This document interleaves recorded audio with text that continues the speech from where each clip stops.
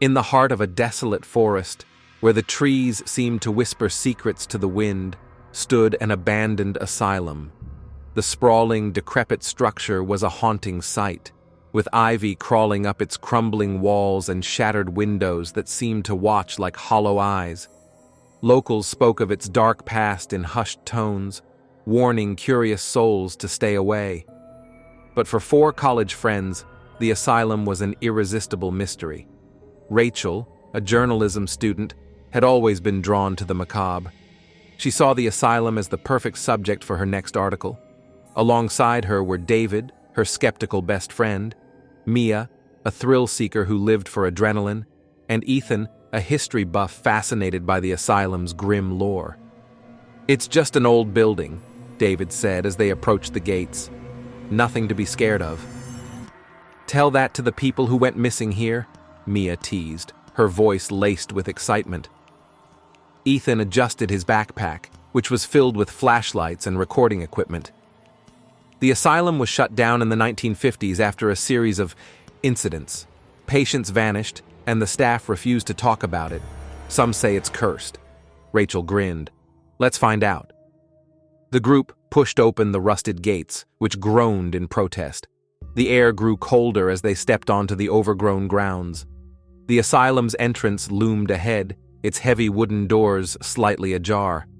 Inside, the smell of mildew and decay was overpowering. Their flashlights illuminated peeling wallpaper, rusted gurneys, and graffiti-covered walls. The silence was oppressive, broken only by the sound of their footsteps. "This place is huge," Ethan whispered, his voice echoing. "Let's split up," Rachel suggested. "We'll cover more ground." David hesitated. "Bad idea. Haven't you seen any horror movie ever?" But the group agreed, pairing off, Rachel with David and Mia with Ethan.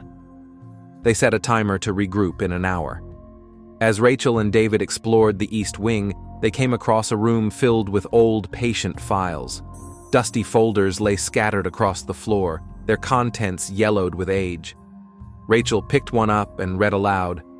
"Patient 217, severe paranoia. Claimed to hear voices telling her to harm others." David shivered. Creepy, but not surprising for an asylum. Suddenly, a faint sound echoed down the corridor. It was a soft, rhythmic tapping, like footsteps. Rachel and David froze. "Did you hear that?" Rachel whispered. David nodded. "Probably just Mia and Ethan messing with us." But as the tapping grew louder, it became clear it wasn't coming from their friends. Meanwhile, Mia and Ethan had ventured into the basement. The air was damp and heavy, and their flashlights barely penetrated the darkness. They stumbled upon a room filled with rusted chains and restraints bolted to the walls. "What the hell happened here?" Mia asked, her voice trembling. Ethan examined the restraints. These were for patients deemed violent, but this looks excessive. A sudden clang made them jump. They turned to see a metal tray spinning on the floor as if it had been knocked over, but no one else was there. "We should go back," Ethan said, his face pale. Mia nodded, but as they turned to leave, the door slammed shut with a deafening bang.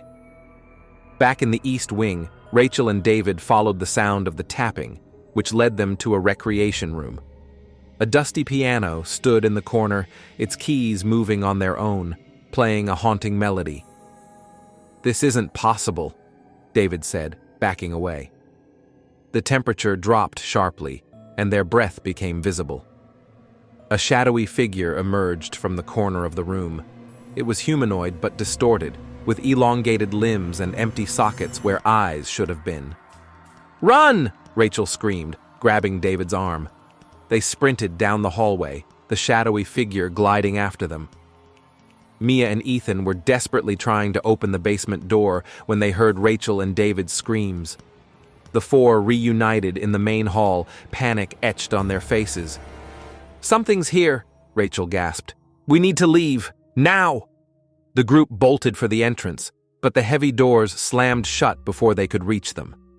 The shadowy figure materialized at the top of the grand staircase, its hollow gaze fixed on them.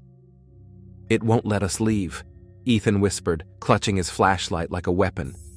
Mia noticed a fire escape plan on the wall. "The side exit. This way." They raced through the labyrinthine hallways, the entity's guttural growls echoing behind them. Finally, they burst through the side door and into the night, collapsing on the ground outside.